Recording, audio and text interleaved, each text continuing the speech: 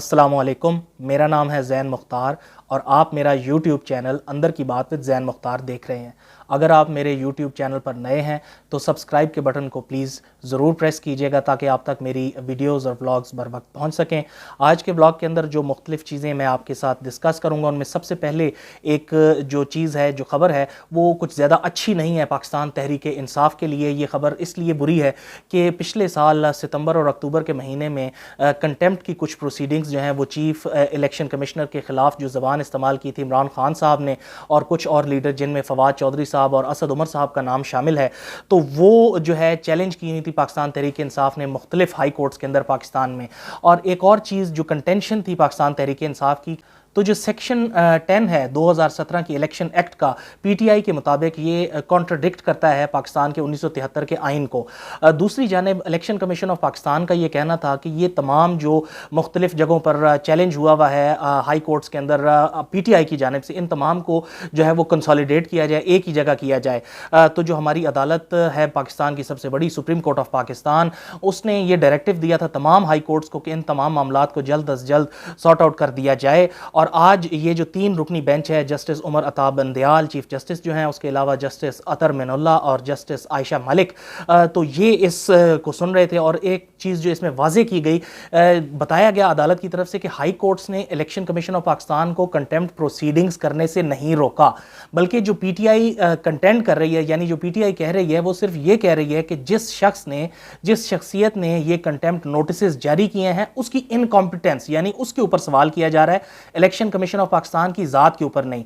क्योंकि जो सेक्शन 10 है इलेक्शन एक्ट 2017 का, वो वही पावर्स देता है कंटेम्प्ट की इलेक्शन कमीशन ऑफ पाकिस्तान को जो कि एक हाई कोर्ट के पास होती हैं। तो ये कोई ख़ास अच्छी खबर नहीं है इमरान खान साहब और बाकी तमाम लोगों के लिए। इसके ऊपर अभी प्राइम टाइम के ऊपर देखिएगा, जो पाकिस्तान तहरीक इंसाफ के लोग हैं उनकी तरफ से मतलब है कि ये जायज़ा भी लेंगे और बताएंगे भी कि क्या पीटीआई का रद्द अमल है इसके ऊपर। लेकिन अगर ये प्रोसीडिंग्स चलती हैं तो आने वाले दिनों के अंदर हो सकता है कि पाकिस्तान तहरीक इंसाफ के लिए कोई ना कोई सख्त किस्म का फैसला भी आ जाए। क्योंकि वैसे भी इमरान खान साहब रोज़ाना की बेसिस के ऊपर चीफ इलेक्शन कमिश्नर और ईसीपी के खिलाफ तो बहुत कुछ कहते हैं, और आज तो उनको एक और रीज़न मिल गया कि देखिए जी किस तरीके से हमारे साथ ज्यादती होने जा रही है और हमें टेक्निकल तरीके से नॉकआउट किया जाना है। इसके अलावा जी जो दूसरी खबर है वो भी जाहिर सी बात है कि पाकिस्तान की जो सियासत है आजकल उसका महवर जो है वो पाकिस्तान तहरीक इंसाफ और ख़ासतौर पर उसके चेयरमैन इमरान खान साहब हैं। हुआ इस तरीके से है कि जी जो इमरान खान साहब के ऊपर कातलाना हमला हुआ था, असैसिनेशन अटेम्प्ट जो थी, उसकी फोरेंसिक रिपोर्ट जो है वो सामने आ गई। अब इस फोरेंसिक रिपोर्ट के अंदर क्या है मैं आपके सामने रख देता हूँ। सबसे पहली बात तो ये है कि ये जो फोरेंसिक होने के लिए चीज़ें गई थी, इसमें 10 गोलियों के खौल थे और 33 शवाहिद थे। याद रहे कि ये पंजाब पुलिस जो वजीराबाद डीपीओ ऑफिस है, ये तमाम तर चीज़ें जो हैं ये फोरेंसिक होने के लिए इन्होंने भेजी थी। तो अब जो रिपोर्ट आई है उसमें यह कहा गया है कि इमरान खान साहब को गोलियों के 3 हिस्से या 3 टुकड़े और एक धाती टुकड़ा लगा है। कहीं भी ये नहीं लिखा हुआ कि इमरान खान साहब को मुकम्मल या पूरी कोई गोली लगी है।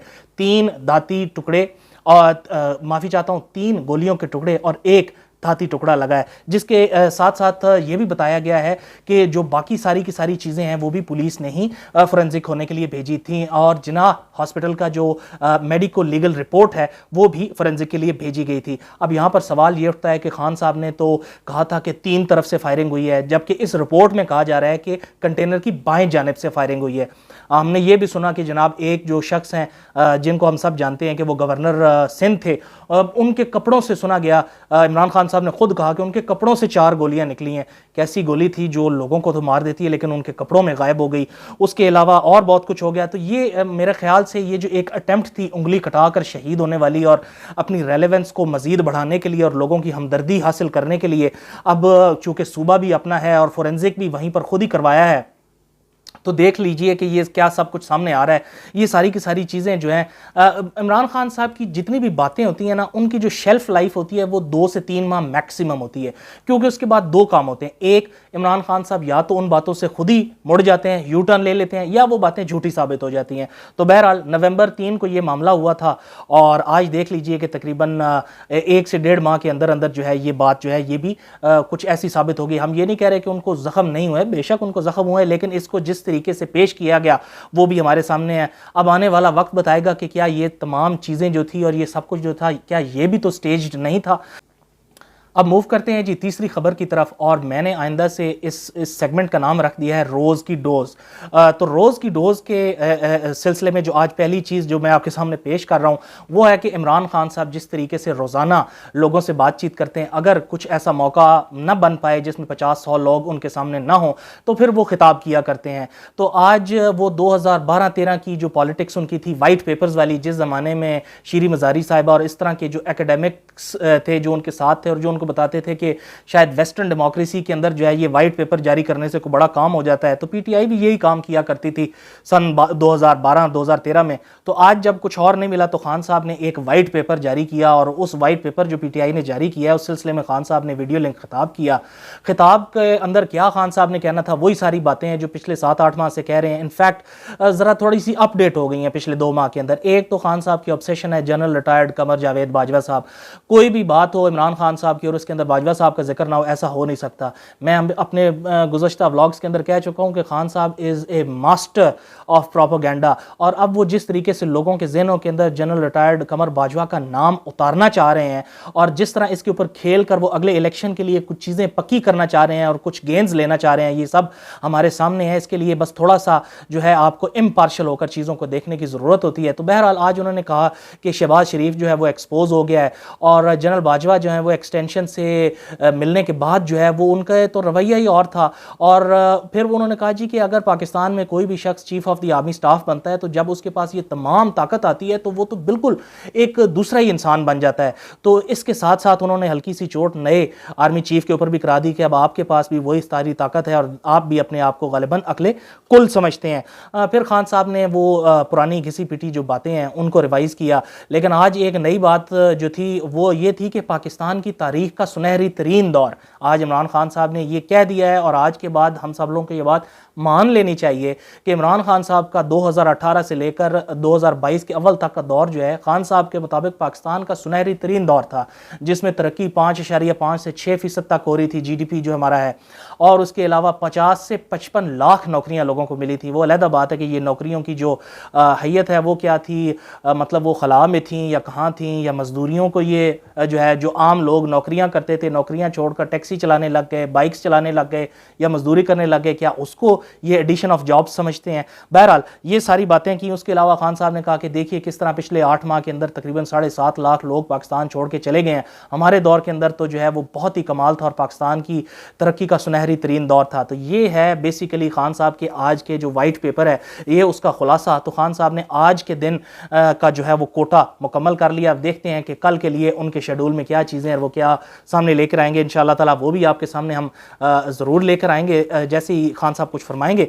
उसके बाद जो अगली चौथी चीज़ है वो ये है कि मरियम नवाज़ साहिबा के लिए बड़ी अच्छी खबर है।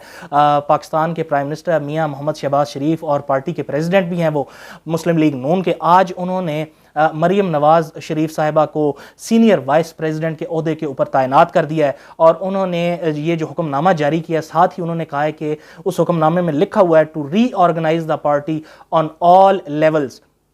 बहुत बड़ी जिम्मेदारी है। देखिए इसमें दो चीज़ें थी। सबसे पहली बात तो ये थी कि मरीम नवाज़ शरीफ साहिबा लंदन जाने से पहले पाकिस्तान की सियासत और ख़ास तौर पर मुस्लिम लीग नून की सियासत में बड़ी सरगर्म थी, लेकिन एक मसला ये था कि उनके ऊपर मुख्तलिफ कोर्ट्स के अंदर केसेस चल रहे थे जिसकी वजह से ना वो पार्टी की कोई पोजीशन रख सकती थी ना वो इलेक्शन लड़ सकती थी।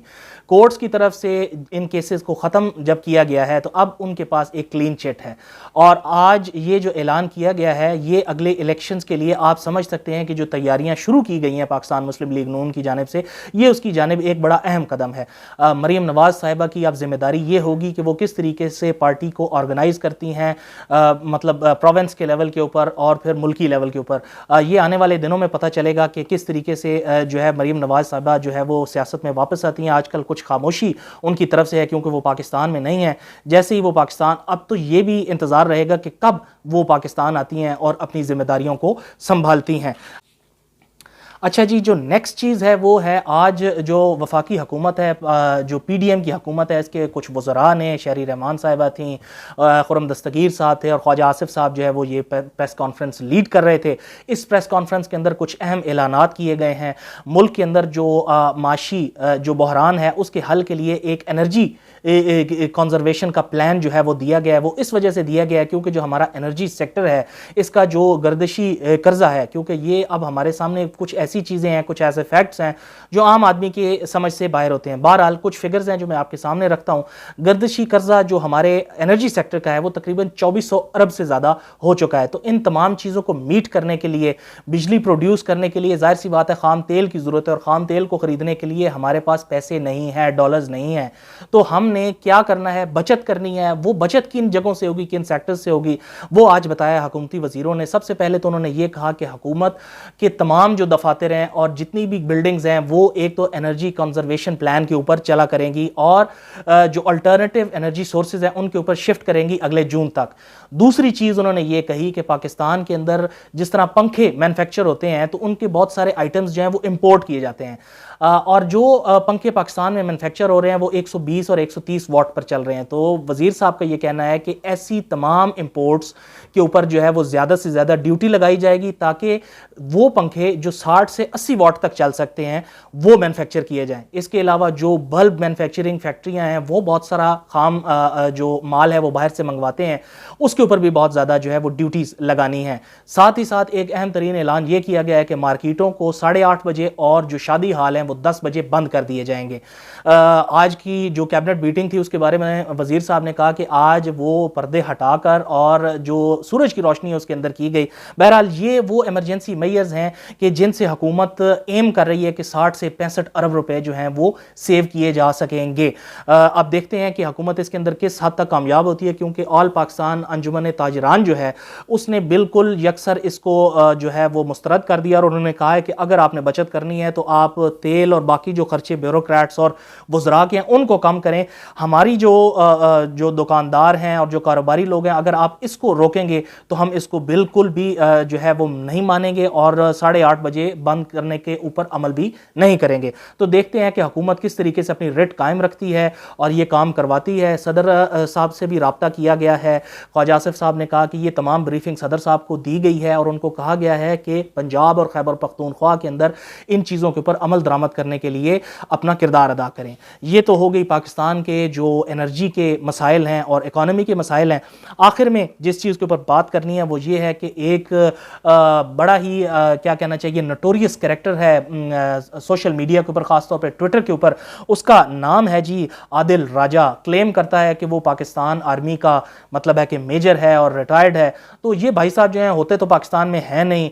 बहरहाल इनके अच्छे ताल्लुकात हैं इमरान खान साहब की साबिक अहलिया जमाइमा गोल्डस्मिथ साहिबा से। उनकी फिल्म की स्क्रीनिंग में भी पहुंचे हुए थे और तस्वीरें भी लगा रहे थे। बहरहाल तो ये आदिल राजा साहब का एक ही काम है कि पाकिस्तान के इदारे, पाकिस्तान की फ़ौज, ख़ासतौर पर पाकिस्तान की इंटेलिजेंस एजेंसीज़ के ऊपर जो है ये ना सिर्फ इल्ज़ामात लगाते हैं बल्कि मन घड़त चीज़ें जो हैं वो पेश करते हैं। और इनकी जो अंधाधुन फॉलोइंग है, जिस तरीके से लोग इनकी बातों के ऊपर यकीन करते हैं, वो अब क्या कहा जा सकता है। बहरहाल इन्होंने किया कुछ इस तरीके से कि 2 दिन पहले इन्होंने एक अपनी ट्वीट की और अपना व्लॉग किया और उसके अंदर इन्होंने कहा कि जनरल बाजवा साहब और जनरल फैज़ साहब और बहुत सारे पाकिस्तान के जो जर्नैल हैं वो पाकिस्तान की टॉप मॉडल्स के साथ वक्त गुजारते हैं। उन टॉप मॉडल्स के नाम लेने की बजाय जो उनके नामों के इनिशियल्स हैं वो इसने अपनी व्लॉग और अपनी ट्वीट के अंदर शेयर किए। तो उसके जवाब में जो है वो कुबरा खान साहिबा जो है वो पाकिस्तान की एक बड़ी मायानाज एक्ट्रेस हैं और वो उनका ताल्लुक जो है वो कुछ इस तरीके से कि वो डुअल सिटीजन है। तो उन्होंने कहा है कि वो इंग्लिस्तान में जाके इसके खिलाफ केस भी करेंगी क्योंकि क्यों नाम लिया गया है बगैर किसी सबूत के, और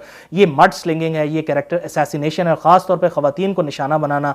कुछ ऐसा ही इजहार किया महविश हयात साहिबा ने। महविश हयात साहिबा ने भी कहा कि ये औरतों को बदनाम करने वाली बात है। इसके अलावा सजल अली साहिबा ने भी अपने जो है सोशल मीडिया के ऊपर ये पैगाम दिया कि ये सिर्फ और सिर्फ बदनाम करने की कोशिशें हैं।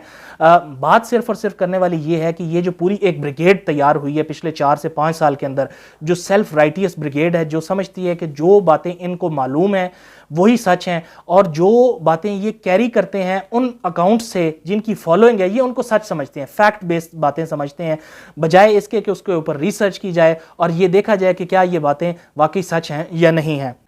मैं उम्मीद करता हूँ कि आपको मेरे व्लॉग्स पसंद आ रहे होंगे। आप लोगों की अप्रिसिएशन मेरे लिए हमेशा बहुत मायने रखती है और मैं हमेशा आपका शुक्रगुजार रहूँगा। कल बहुत सारी ख़बरों के साथ आपके पास दोबारा हाज़िर होऊंगा। तब तक के लिए मुझे इजाज़त दीजिए। फ़ी अमान अल्लाह।